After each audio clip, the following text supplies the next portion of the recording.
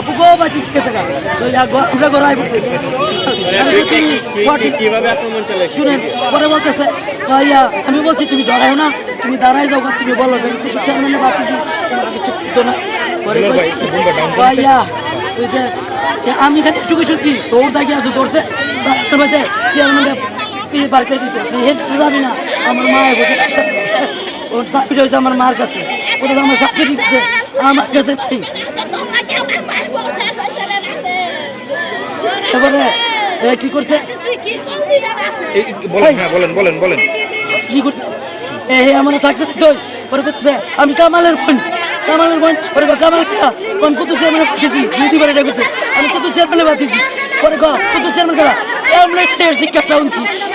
দুইটা গুলি টাকায় দিচ্ছে আমার ভাইয়ের বউ সাথে ছিল আমার ভাই বউ সামনে সে আমি খালি এক ভাইয়ের বউ আমার বলতেছে আমি তো ফোন নই বলতেছে শান্তা ভাবিরাম গুলি করছে আমি একটু কেউ চিনতে পারছেন কোন পক্ষে যারা গুলি করছে সব সুয়েল গুলি করছে চিটক গুলি করছে আমরা জবার বাড়ি আমরা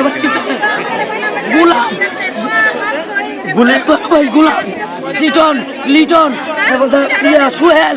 এখানে সব নিয়ে সব আমরা আতঙ্কিত হামলা করছি। আচ্ছা আপনাদের সাথে তাদের কি নিয়ে দ্বন্দ্বটা ঝামেলাটা কি? দ্বন্দ্বটা জানি না দ্বন্দ্বটা হচ্ছে এটাই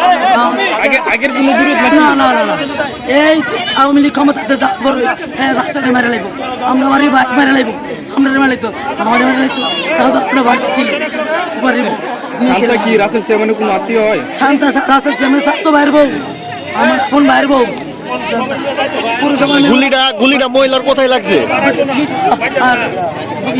কোমরে